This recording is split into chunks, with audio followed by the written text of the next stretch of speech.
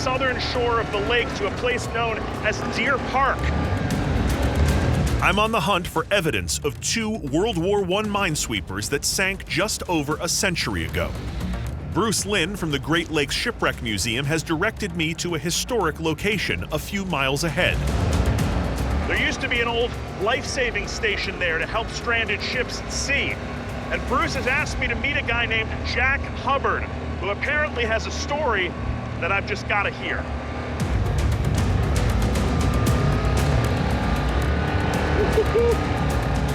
Little squirrely.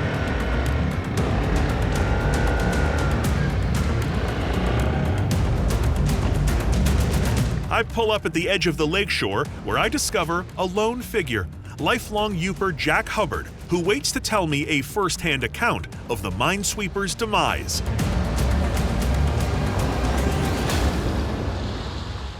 Jack? Yes, sir. Hey, I'm Josh. Nice to meet you, man. Nice to meet you, too. Sit down, have a seat with me. You got a great spot here. Look at this. Beautiful day. It's an absolutely gorgeous day. All right, Bruce at the museum said that there may be an eyewitness to the minesweepers. Yes. Now, either you've aged really well, And I have. and you have, or it's not you. No, it's not me. Who's the eyewitness? My great-grandfather, Richard Chilson. Your great-grandfather. Yeah, he worked out of the Deer Park Life Saving Station. And that was like right around here, right? Like right here. Right here. There's a picture of him here. He would be the one in the middle, This is him right here. right there. Is this the station? Yes, behind him? yeah. Okay. And this is like the precursor to the Coast Guard. Yes, yes. The U.S. Life Saving Service operated full-time stations along the coast where treacherous weather threatened sailors crossing the Great Lakes. Brave volunteer crews would attempt to row out in storms to administer aid to those in distress. So he's stationed here, and what's the story? What did he see? Back in those days, men would have to walk the beach a certain amount of miles every night and patrol the beach. He was walking the beach. He saw the ships out there in the storm coming in close to shore, and he wanted to get them back out onto the, into deeper water again. So what does he do? Yeah, he took 2 oil lanterns and he was trying to wave them off, trying to make them understand that this is the shoreline here. Right. But he waved them so much, they had those old lanterns back then, that he actually burned his arms. They were scarred forever after that.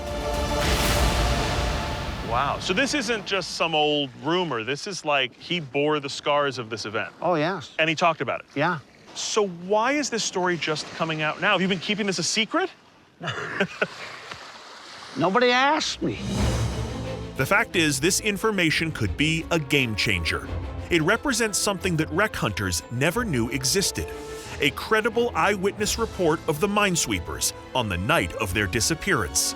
So if you were a betting man, where are those minesweepers? They're somewhere out here. That's where I would be looking for them. The account from Jack's great-grandfather places the ships 100 miles east of where they were separated during the storm. It's a long way from where everybody else has been looking. Thanks for asking, eh? You got it.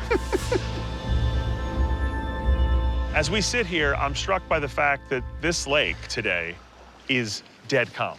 Yeah. If you'd never been here, you might think it doesn't look dangerous at all.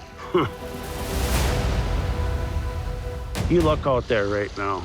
That is the most beautiful place to be in the world out there. It's so serene. But I'll tell you what, when that ugly witch rears her head out there, all hell breaks loose. And it's the most godforsaken place in the world you ever want to be.